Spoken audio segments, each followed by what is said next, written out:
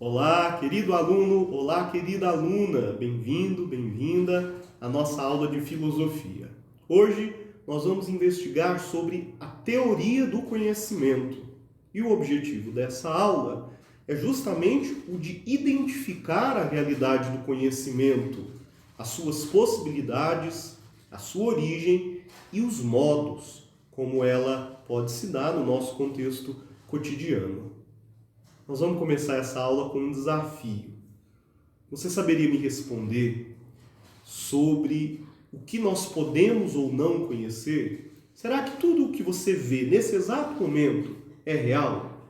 Será que o que você está vendo não é uma ilusão? Ou você não está sonhando ao invés de estar acordando e participando dessa aula?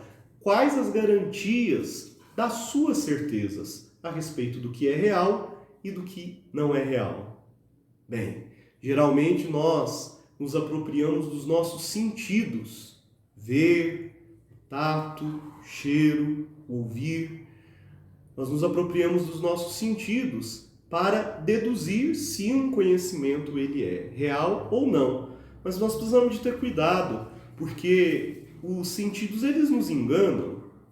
Por exemplo, você pode buscar na internet várias e várias imagens de ilusão de ótica. São imagens que, quando geradas pela nossa inteligência, quando interpretadas pelo nosso potencial racional, nos mostram aquilo que de fato não está ali, escrito ou desenhado. Depois de uma febre muito alta também, existem muitas pessoas que ficam numa situação de ilusão, pensando que determinada realidade é uma coisa, sendo que é outra. Isso sem dizer do sonho. O sonho está justamente no polo contrário daquilo que nós definimos como realidade verdadeira. Por isso a importância da gente sempre partir de um ponto de vista seguro. E esse ponto de vista seguro, esse ponto de partida seguro, é o conhecimento filosófico e os caminhos que ela oferece para que a gente se utilize tanto do potencial teórico racional como também dos nossos sentidos.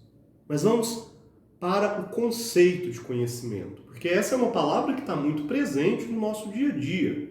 E de forma prática, nós podemos afirmar que o conhecimento é o fato ou a condição de saber obtida através de uma experiência e também de toda a razão teórica que está ao nosso alcance. Conhecer é o ato de entender, compreender, aprender algo, mas eu vou oferecer para você uma forma muito clara da gente englobar essa teoria sobre o que é o conhecimento a partir de uma palavra muito importante, que é a palavra relação. Conhecimento é a relação de um sujeito cognoscente e um objeto que quer ser conhecido.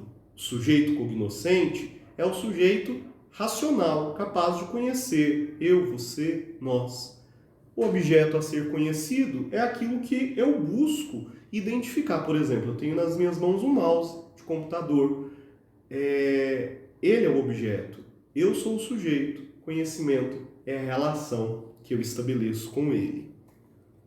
A filosofia lida desde o seu início, desde o seu surgimento, buscando apresentar uma nova forma de conhecer o mundo e de identificar as formas que foram elaboradas pelos filósofos. Existem muitos filósofos com muitas teorias a respeito do conhecimento humano, sobre a nossa forma de conhecer. Sobre estes filósofos nós vamos conversar e vamos conhecê-los na próxima aula, porque hoje eu quero trazer as possibilidades do conhecimento a partir de duas plataformas principais. Duas compreensões principais. A primeira é o dogmatismo. Na filosofia, o dogmatismo é a postura filosófica diante da realidade que acredita ser possível atingir o conhecimento verdadeiro sobre todas as coisas que existem. O dogmatismo filosófico, então, ele afirma que verdades absolutas existem e que, se a gente busca essas verdades, nós podemos alcançá-las. O Dogmatismo dentro da filosofia não significa uma aceitação cega ou a ausência de questionamentos. Muito pelo contrário. O dogmatismo filosófico, ele busca atingir o conhecimento verdadeiro por meio do debate, da reflexão, por meio de conceitos. E as coisas podem ser aceitas a partir daí, desde que estejam fundamentadas em princípios. Correntes filosóficas, como o idealismo de Platão ou o racionalismo de René Descartes, são dois exemplos que nós vamos ver mais à frente sobre como se dá o conhecimento dogmático na filosofia. É importante ressaltar que o dogmatismo ele aparece de forma muito forte nas religiões. As religiões que influenciam a vida das pessoas e, consequentemente, a sociedade, ela é quase sempre composta por dogmas. O nível de tolerância de cada pessoa que crê, de cada pessoa religiosa, de cada fé religiosa, varia de religião para religião. E os dogmas respeitam a lógica interna e o funcionamento de cada religiosidade no alcance dessa verdade absoluta. Mas é importante lembrar que, como as regras religiosas elas variam, então as religiões elas também variam na apreensão dogmática. Existem religiões mais dogmáticas e menos dogmáticas. O dogmatismo, ele está no polo contrário da outra plataforma, que é o ceticismo, que é a postura filosófica que nega a possibilidade de conhecer a verdade ou os princípios verdadeiros que regem o mundo. A postura do ceticismo é caracterizada por uma dúvida radical, completa, em relação a todos os fenômenos que ocorrem ao redor do ser humano. O ceticismo rejeita, enquanto sistema filosófico, que o conhecimento absoluto ele possa ser buscado e atingido pelo homem, pelo ser humano. Concluindo que o conhecimento não é atingível pela razão. Apesar de algumas diferenças em relação às muitas vertentes filosóficas que existem, o ceticismo ele é muito presente na ciência, assim como o dogmatismo.